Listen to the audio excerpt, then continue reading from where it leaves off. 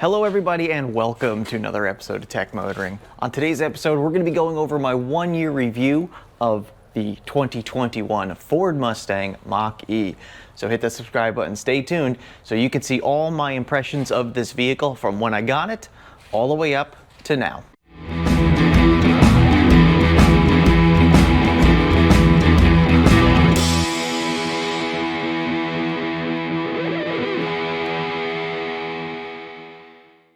All right, well here we are. We have the 2021 Ford Mustang Mach-E. Now I picked this up just over 1 year ago as of filming of this, and I'm going to try to get this video out as quickly as I possibly can.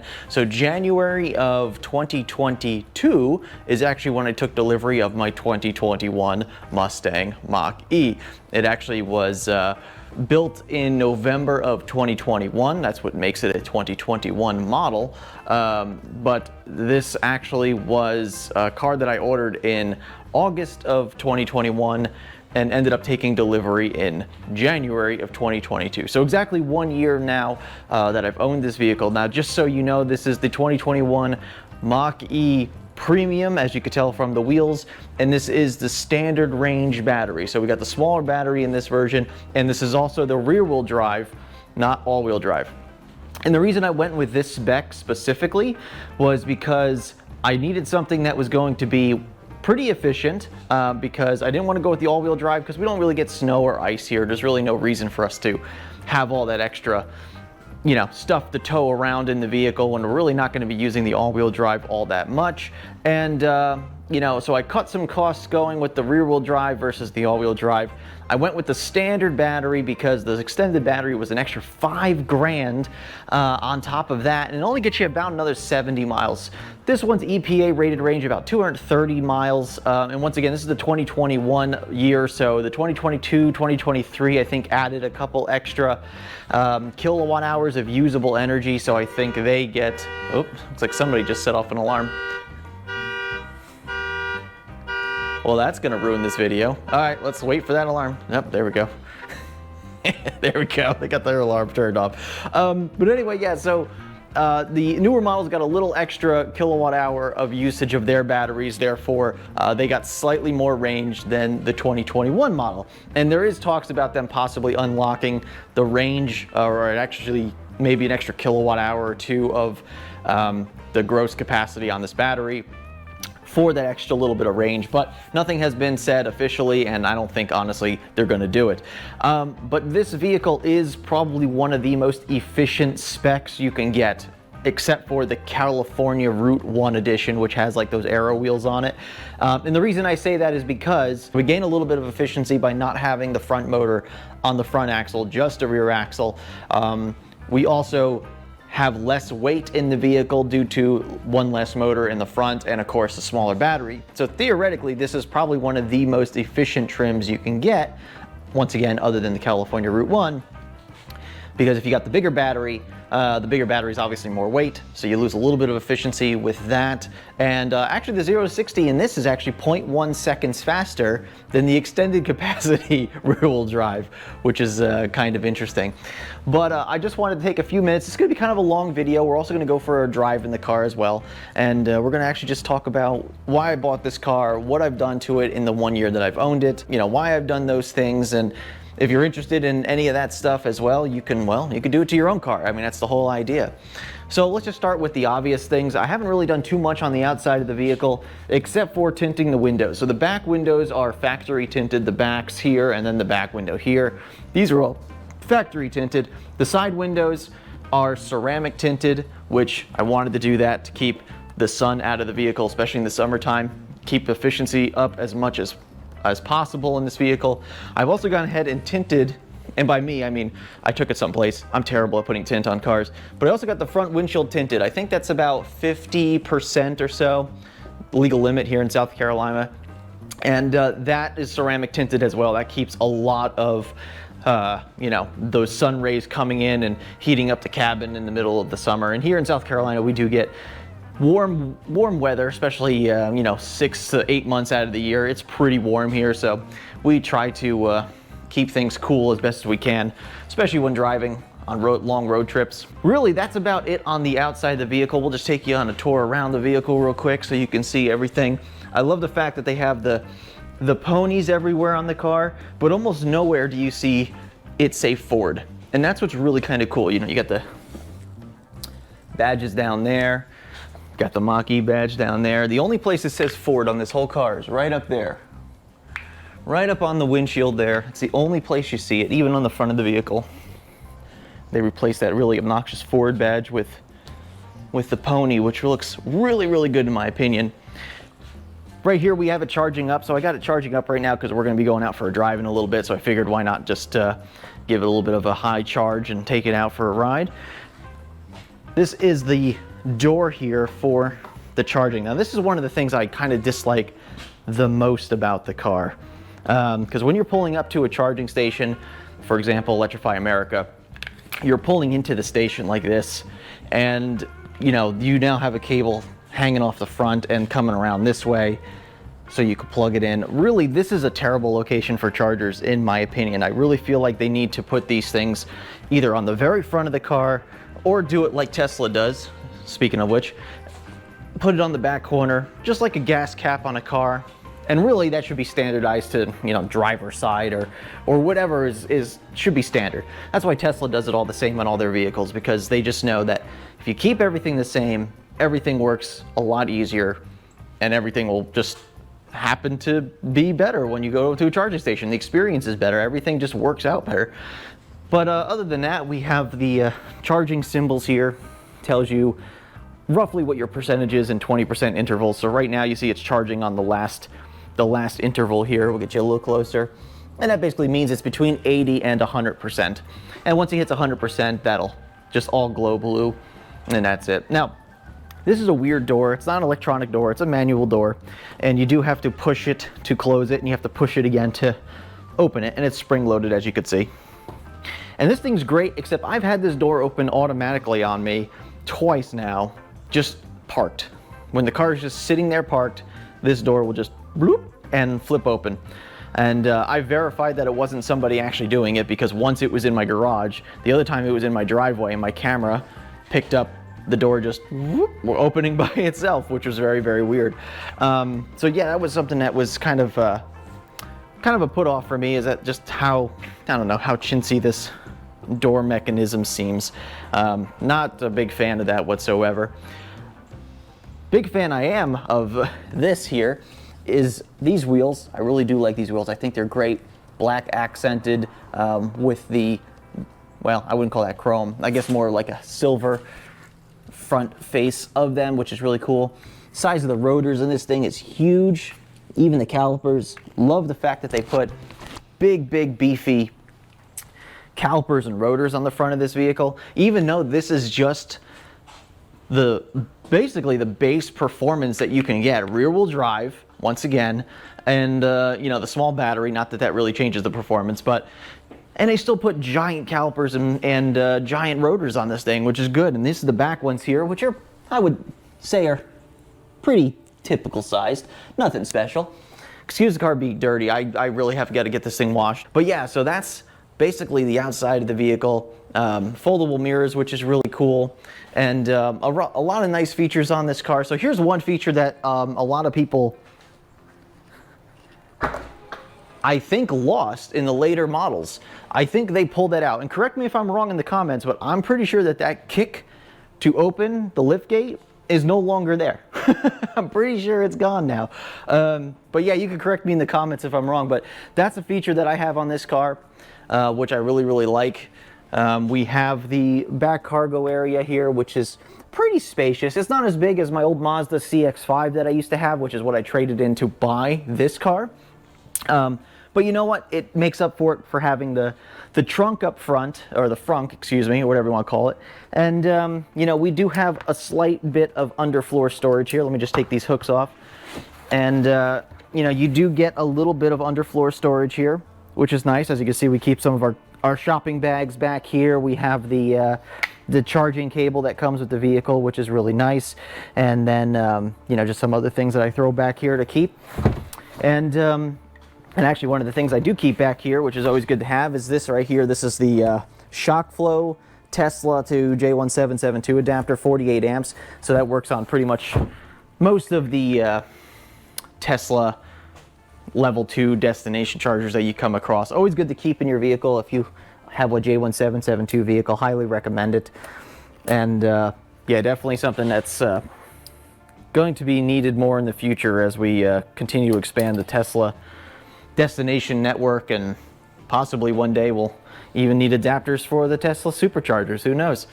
But we got the back cargo area. As you can see, I got my 3D MAXpider floor mats in here that I really enjoy. I have these in the car. They're inside of the cargo area here, and I actually have a frunk one. And I'll leave links up, and you'll see them pop up in the, you know, up here in the corner here. If you're interested in any of these products for your Mach-E, I have links to all that stuff as well. I'll put them in the description below.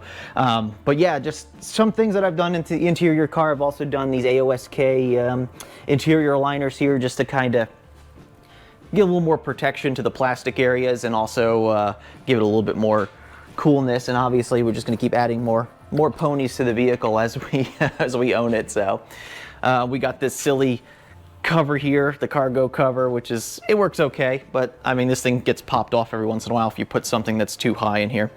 I do have a camera. Let's see, where is he? Take this off. Here we go. So I do have a dash cam in this vehicle that I installed a little while back. I got videos of that as well. That's actually my second one that I've installed in this vehicle because, well, the first one was not too great. And once again, you'll have all that stuff if you're interested in the description.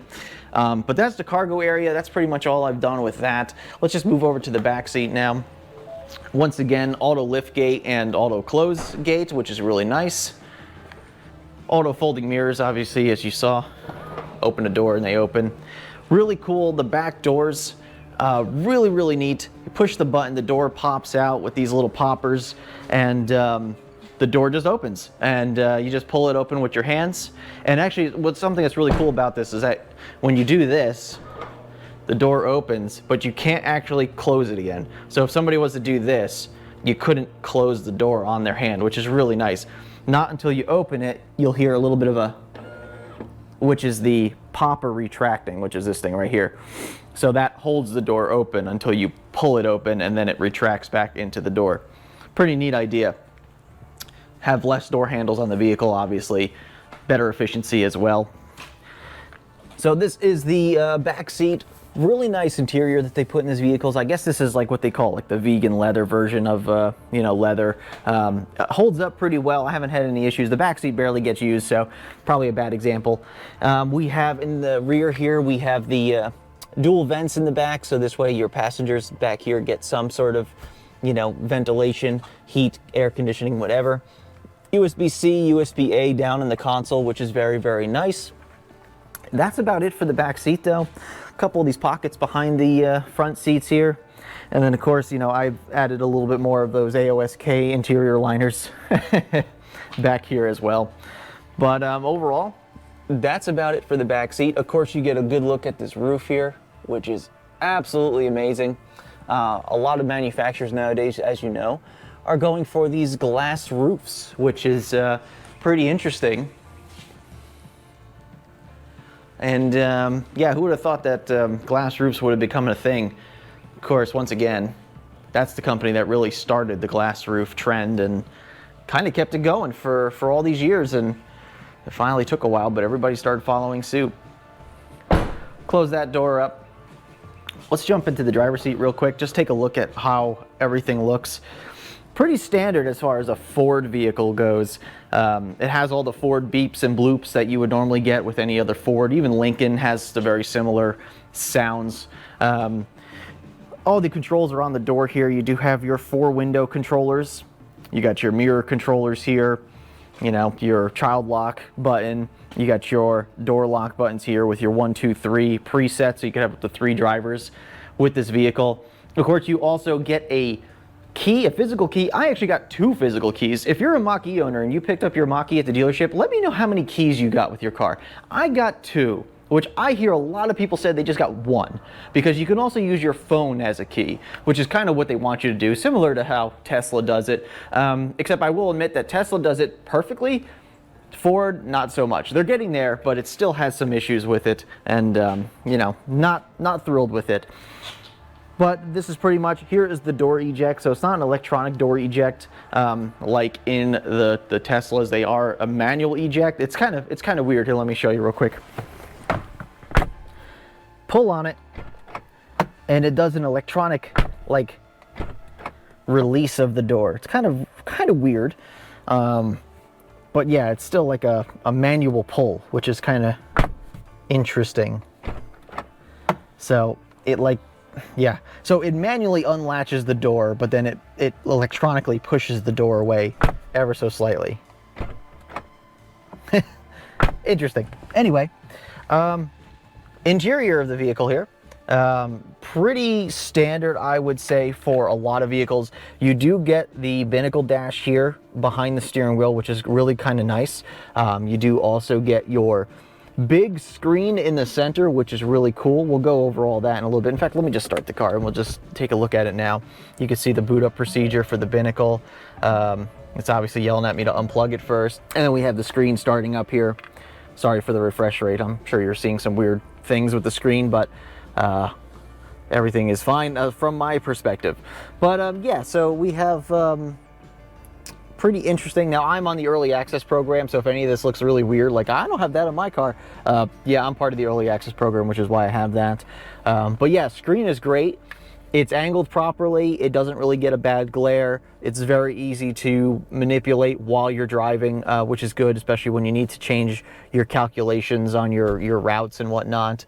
But yeah, that's pretty much it. We have some really nice trim in the vehicle here, like a carbon fiber trim. Not sure if that's real carbon fiber, doubt it, but we do have that. Once again, the seats have been holding up really well for, you know, over a year now. Not really any issues. And just so you know, we do have just about 10,000 miles on the car now. So we are just shy of 10,000 miles, and we've done a lot of trips. Now I know 10,000 miles doesn't seem like a lot in a whole year, because it's not. The reason we have that many is because we've taken this on many road trips. Once again, if you're interested in seeing any of those road trips, you haven't, you know, I'll leave them in the description, or you'll see a couple links pop up here, possibly with a couple road trips that we've taken on with this vehicle. And yeah, so we've had a good experience with it so far. And just some more of the AOSK interior liners. I took out the original one there, the cup holder as well. We also got the armrest cover here from AOSK, which is really comfortable. It's nice to have your arm on something a little bit more than just that. And you know, and then, oh, well, I mentioned the dash cam before. So here's the dash cam for the company. FitCam X is what they're called. So this is a dash cam that actually plugs into the rain sensor of the vehicle, and actually it replaces this entire trim piece here. And it obviously looks more like an OEM dash cam, which is really, really neat. Really nice, good quality video, easy to connect to over Wi-Fi, and of course that's connected to the rear camera. But that's pretty much all I wanted to talk about with the vehicle as far as what I've done to it, which is not much other than, you know, the tint and a couple other things. But other than that, I think it's I think we just go for a drive. Let's talk about the car and just see what I like about it, see what I don't like about it, and we'll see what happens. All right, well, you join me in the Mustang Mach-E now, and we're just going to take a quick ride with the car and just kind of talk about some of the obvious things of the car, but also some of the things that I seem to have liked more than I thought I would. And let's just start off by the couple of different modes that you can drive in. So there's 3 different performance modes, and that is Whisper, Engage, and Unbridled. Now, I first thought when I bought the car, now the default is the middle, is the Engage. That's the default, you know, driving method with this vehicle. And I thought when I first bought the car that I was gonna be driving in that or the Unbridled, which is like their performance mode. And I thought I was gonna be driving in that all the time. After about a month or so, I started putting it in Whisper mode. And Whisper mode is just so much nicer of a mode to drive in. And it's easier with the accelerator pedal. You don't feel like you're being jerked back and forth. Driving like normal in the Unbridled mode is just super difficult. I don't know why it has to be that way, but that's not what it's designed for. It's designed more for the, well, I'm going to go out to the track, or I'm going to go on a really, really nice windy road, and I just want that quick throttle response. And you know what? That's what the unbridled mode is really for. And the thing about whisper mode too is that there's this artificial sound that they pipe into the vehicle, and when you have it in whisper mode, it doesn't exist. In the other two modes, it does exist, but you can still turn off, you could toggle it back and forth.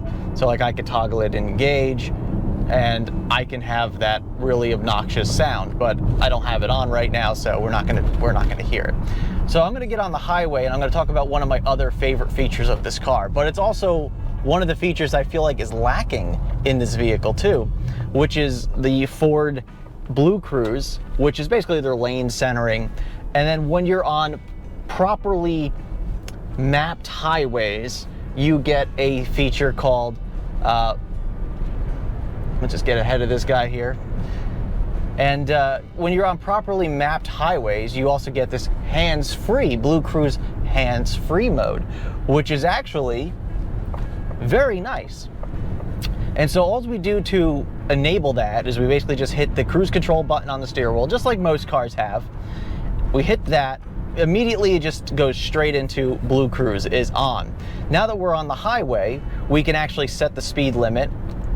So I'm just gonna put 65 in. But once you get into a lane and you're situated and you're driving, the car will eventually go into hands-free, which it just did right now.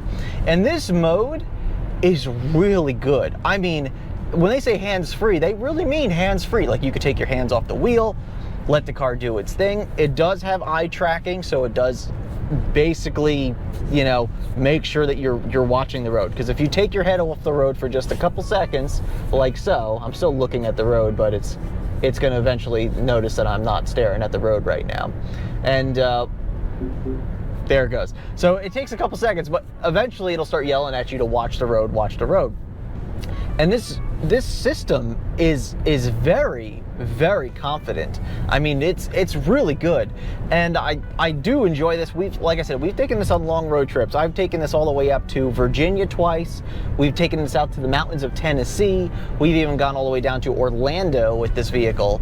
And charging is a separate story of that, but the drive itself was fantastic because of this. 95 up and down the corridor, the 95 corridor was great. And this is a feature that I can understand why people are just like, yeah, I need to have this feature. But the thing about this feature is this is not a free feature that comes with the Mach-E. It comes with, I think it's 3 free years, if I'm not mistaken. And you get it for 3 years, and then you got to pay for it. And honestly, the lane centering by itself is very good. It's very competent. It's just that, why do we have to pay for the hands-free? I don't understand why that's such a thing. And honestly, it's great until you come to a section of road. And right now, here we go. We're going to come up to a section of road. And see, now when we get to this turn, it just comes out of hands-free. With no sound, no alarm, no nothing. Like, it's just, that's it. And so now it just went right back into hands-free, and no sound, no nothing, no explanation of what it is. It's just, it's in and out without sound. And that's the thing, is we didn't get off the highway. We didn't change anything. We're still on the same road. So the fact that it just can't handle those turns, it doesn't seem right. Tesla's autopilot is so much more competent in those situations than this. And so I don't understand why we would have to pay for something that's just on, off, on, off, on, off, and doesn't even warn you when it turns off or even turns back on again. You do get the visual alert, but if you're paying attention to the road in front of you, you may not be paying attention to that. And it has come to certain times where I'd be driving and it will turn off, and I come up to what I believe to be a pretty easy turn for the car to handle, and it doesn't handle it very well. Then you start getting that like swaying motion back and forth, and that gets a little bit scary sometimes. And so I try not to rely on the hands-free aspect of it too much. But let's get off of Blue's Clues. Let's get off of that for a little bit. BlueCruise is great. I love it. The hands-free is fantastic when it works. That's an awful lot of sound coming out of that truck to go an extra 3 or 4 miles per hour. Speaking of power, let's go ahead and do that real quick. So I'm going to throw it into unbridled, right? And so now we're doing about 65 miles an hour. And now keep in mind, this is the rear-wheel drive, so not much power to it. But if I want to get up and go from 65, wow, you can still hear that truck. He's a good 10 car lengths ahead of me right now. That thing's annoying. But so here we are, we're cruising about 65. I'm gonna let this guy merge over real quick. And then, so let's say that we want to get up and go real quick, right? That's what we want to do. We want to get up, we got to go, we want to get out of the way, got to shoot over a lane, whatever the case may be. That's what we want to do right now. We put it unbridled and we hit the pedal here. And it goes okay. It's not immediate. It's not like, you know, some performance electric vehicles out there on the road. This is just, it's okay. It gets up, it gets out of its own way, but it does it slowly. And you might have heard the sound, that's the artificial sound that they pump in. What's really funny is that you can toggle that while you're doing it. I don't know if you can hear the changes, but it does change a little bit based on the speed in which you're going. Yeah, so that's that sound. You can turn that on and off however you want, but so you get the 3 modes, and like I said, I typically like to drive in whisper mode. It's smoother, it's easier to ease into the pedal, into the throttle, just make it a better experience for yourself and for passengers. And you know, that's great. And as you can see, I'm not holding the wheel this whole time. Like, I'm just sitting here with my hands, talking all Italian here, because the car is doing all the work. And that's the best part of this whole process. I don't even have to jiggle the wheel. It does have a torque sensor built into the wheel, so it's not like capacitive. You don't have to just touch it. You have to actually give it some input in order for it to register that it's that you're there. But on hands-free mode, you don't have to do that. And so that's what's great about this feature, is that you could just set it, and as long as you're paying attention to what's in front of you, great. That's the way it should be, and I love it when it works. So right now we're at 84% state of charge. It's estimated we have about 202 miles of range, which is actually pretty accurate.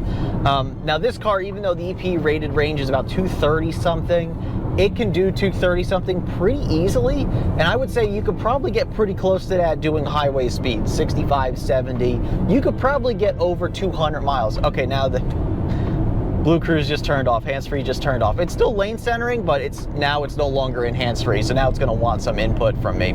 So I think the range on this is fine. I didn't need the extended battery. I didn't really find a purpose to have the extended battery. I was perfectly fine with going with just the standard battery. The extra $5 grand for the extended battery just didn't seem logical for my needs for this vehicle. And even so, at 200 something miles of range, we still very easily took this on road trips, had fun. It's a good time. You get out of the car every 2 to 3 hours based on how far the chargers are from each other, and it's a good time. That's it. It's comfortable. The road noise is pretty minimal, because this Mach-E is a little bit higher than, you know, like a sedan or a hatchback. You do get a lot less road noise from that, and it is very quiet. And you know, I will admit that you do get a little bit of wind noise. You do hear it hitting the windshield a little bit, but overall, I gotta say that it's comfortable to drive. Put the music on a little bit and drive the car, and you'll get to where you need to go very, very quickly, easily. It's just good for that. Love it, love it, love it. So here we are, we're gonna come up to a red light here. I've already kicked off the BlueCruise here. By the way, the navigation in this vehicle is actually really good. So Ford did a fantastic job of putting navigation in with chargers, and it actually has really good calculations based on your total trip, and it actually does add in the charging stops. And that's really important because a lot of people want to know how long a trip's going to take with the charging stops. And so Ford does a good job of telling you, you're going to stop here for 35 minutes, you're going to get back in the car, you're going to stop at the next one for 42 minutes, you're going to get back in the car, you're going to stop at the next one for, you know, whatever. And it does a good job, and it gives you the total average. And I will admit, it's really, really accurate. I mean, if anything, it probably sides on the side of, you know, being a little bit conservative. So it might say you need to stop for 30, 35 minutes, but really you probably just need to stop for about 25 minutes. Sometimes it tells you to charge a little bit more than you need to. I typically just, regardless, I just typically charge to about 80%, and then I get back in the car and I go. Because it does have a pretty strong charging curve up to about 80%. Now, when I charge it, I typically go to Electrify America stations. I charge on the 150 kilowatt cabinets because that's about as much as this car will do. In fact, I've only seen peak speeds of about 118-ish, 117, 118. And that was in the middle of summer after a pretty long trip. We got the battery nice and toasty, got it warmed up, got it ready for the charging session. And that was all it was pulling, about 118, high 1-teens. And, you know, I really thought that this car would probably do a little bit more than that. Like, I was thinking maybe like 125, 130. And I think it may be capable of it, but maybe I'm just not getting it in that perfect spot of temperature and everything else where it's going to charge, you know, that efficiently. I definitely haven't overheated anything in this car. I've never gotten any overheating warnings or anything like that on the car. But I also haven't really drove it really hard and really pushed it and caused a lot of, you know, possible heating issues with the vehicle. So I honestly can't say that, you know, I've pushed it to that limit already. Let's talk about some of the features internally to the vehicle. So we're in winter right now, it's January, and so this vehicle does have heated seats, which is nice, 3 stages of heated seats. You do have a heated steering wheel as well, which is awesome. The climate control works really well. No heat pump, it just uses regular resistive heat. Oop, I'm blocking the set. That's another thing. If you keep your hand on the top of the wheel, you end up blocking the visual sensor so it can't see you. That's a little bit of an oversight in my opinion. Resistive heating for the cabin, and it is a relatively big cabin because it is a, you know, a crossover, so you do have the full cabin. It's not like the trunk is separate. And so you do eat a little bit into the battery in the wintertime due to that, but I will admit that as long as you keep it at a pretty decent temperature, 68 in the wintertime, usually keeps it pretty comfortable. And then of course you can also just put your heated seats on, the heated steering wheel if you need it. And it does keep the cabin pretty toasty. I do enjoy very much driving this vehicle in the cold, especially when you could remote start it from your phone, get the cabin up to temperature, jump in it, everything's warm, the wheel's warm, the seats are warm, the cabin's warming up. Everything is really nice when it comes to those types of features. And once again, when you're trying to drown out what little road noise you do have this really nice system. So it is a Bang & Olufsen sound system in this vehicle, which is just, it sounds good. I am not an audiophile by any means, but I do enjoy nice audio. And I could tell when some things get a little bit muddy or a little bit too tinny. And, you know, I hate that sounding system, that sound when you have a really nice sound system, but then it's just out of tune, basically. And you could go in and adjust your equalizer settings as much as you want. You have some presets for that as well. And I do enjoy the sound that this car brings into the cabin. I think like Bang & Olufsen did a fantastic job of tuning the system. I think it sounds great. It's not the greatest on the market by any means, but I do feel like they did a really good job of knocking it out of the park and giving us a good sound system for, you know, what you get in this vehicle. A couple of other pet peeves I have with the vehicle. So it does come with I believe it's 3 years of data connection for the navigation and for some other stuff. Now recently they just added the ability to stream like apps, YouTube and other things. And that might still be an early access program, so by the time you see this it may or may not be out on standard. But the thing with that is that if you want to use those types of apps on the data plan, you have to bump up to another type of data plan, which is an extra $10 a month. So really, all in all, like, this car after you have hit your 3-year mark, they really kind of nickel and dime you on everything that you can get on this vehicle. Well, do you want the Ford BlueCruise hands-free? Well, that's an extra fee. Do you want the basic data for this? Oh, that's an extra fee. Oh, do you want to stream videos? Well, that's an extra fee. The hotspot, do you want to use your hotspot? That's an extra fee.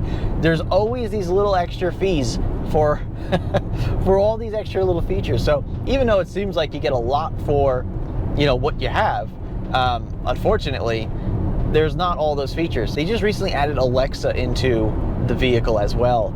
And that is a great system because you think, oh, well, I'll just stream my music from Amazon. You need the premium connectivity for that, which means you got to pay the extra money per month for that. So there's always a lot more that they kind of bundle into the vehicle. A lot more that you have to pay for to get all the features out of the vehicle.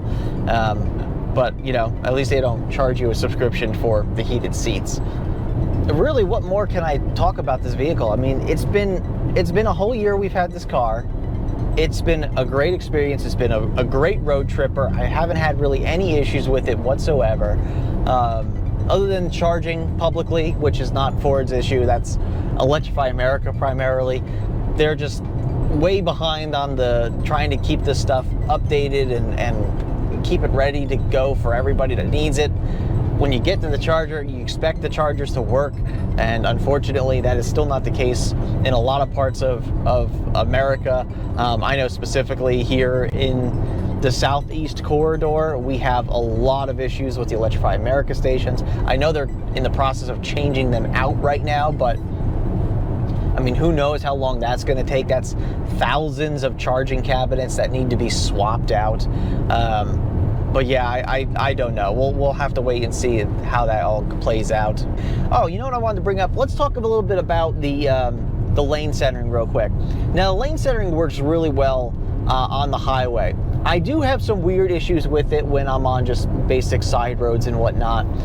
And even on the highway, occasionally this happens where, for some reason, it tends to, when you enable it and you say, let's go lane centering, okay? Lane centering. Sometimes it doesn't find the center of the lane. And what it tries to do is this weird, like, I'm going to go really close to a line, and then it's going to hit the line, and then it'll center itself from there. And that's really weird. And actually, it's a little bit dangerous because occasionally it wants to go to the line next to a car. Or if you're in oncoming traffic, you'll sometimes see that cars coming at you, and the car is just like pulling towards the line. Like, I gotta center myself off that line.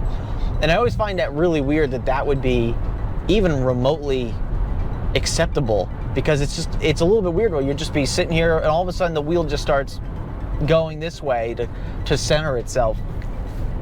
And it hasn't been fixed. It hasn't been an update for really BlueCruise in a long time on these vehicles, as far as I've seen.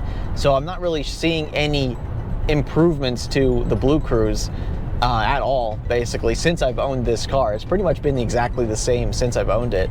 And there's nothing wrong with that. It works really well. It's just that every once in a while it wants to do this weird, I need to move over to a line in order for the car to be centered properly. And yeah, just really weird. Not sure what's causing that, not sure why it's doing it. If you have the same issue in your Mach-E, leave it in the comments below. I'm kind of curious to see if you have that same experience. You enable the BlueCruise, it all of a sudden just starts to push itself towards a line, and when it hits the line, it bumps back and it centers itself perfectly. I never really understood why it does that. And it's the only car I've ever driven with lane centering that I've experienced that in. So I'm not really sure what that's all about. BlueCruise turns off automatically on turn signals, so if you need to switch lanes or anything, it turns off. Once you get into the lane, you turn off your turn signal, it immediately turns back on and lane centers itself, which I think is fantastic. That's one thing I will mention about autopilot, is it doesn't really do that. You change lanes and then it's off, you have to re-engage the autopilot. I like how this works, where you can just turn on the turn signal, move over a lane, and then it just moves over and it's perfectly fine. All right, so let's go for a quick ride here. Talk about turning here. Turning is really good in this car, really strong. Keeping that battery on the bottom of the vehicle obviously helps with that center of gravity issue. So that just keeps the car situated. The tires are pretty skinny on this car, but I've never really felt like they were dangerous. Even in the rain or anything like that, the tires have plenty of contact to the road to keep this car just stabilized and straight, really with no issues. I never really came across with any tire issues or traction issues. The car is pretty stable. Once again, we're talking driving it normally for a year. I didn't take this car to the track. I don't drive this car crazy on some back roads all the time because it really isn't that fast. It really isn't that fun of a vehicle. Now, if I had gotten the all-wheel drive version with all the extra horsepower, yeah, obviously this would be a lot more of a spirited vehicle to drive. But really, in the sense of it's a rear-wheel drive, and I'm glad it's a rear-wheel drive, not a front-wheel drive, because it definitely balances out that power in the back, traction in the front for steering. It balances that out very, very well. And it feels like it too. Like you definitely feel like when you're, you know, giving it the beans there and you're taking some turns, you definitely feel like the front tires and the back tires are working together as one to keep the car stable. And obviously with the traction control system built into it as well, that definitely helps any of those situations. Well, I think I've pretty much summed up my 1 year experience with the vehicle. I've had a great time. Obviously, if you want some more insight as to my ownership of the vehicle, take a look at the rest of the channel. If you haven't seen my road trip videos and stuff, I talk a lot more about the vehicle during those road trips and how much I like it and some of the weird things about it, obviously.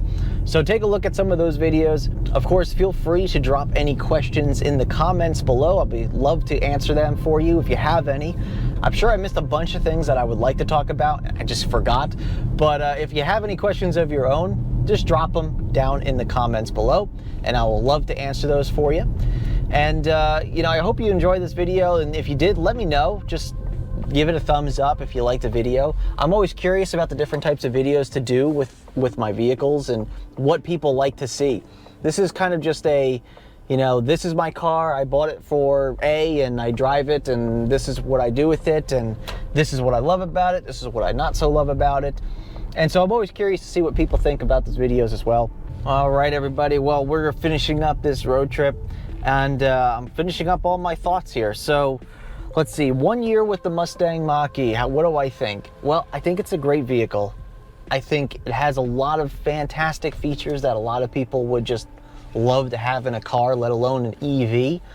I think Ford did a really good job knocking this out of the park and giving it a lot of, I don't know, attention to detail. I mean, coming from a legacy car company that has really never done an EV before, at least not a real EV, like from the ground up, I think Ford did a fantastic job. I think they did an awesome job of making this what it is, especially for its first real EV. So I give Ford a lot of credit for that. I think that they did a real good job here. And now that they're in their third year of the Ford Mustang Mach-E, it's only going to get better. And I'm really curious to see what they do. Over a year, love the car, think it's great. It's not going anywhere for a while with us. I think we're going to be holding on to this one for a while. My wife primarily drives this one now, since we've gotten the new Tesla.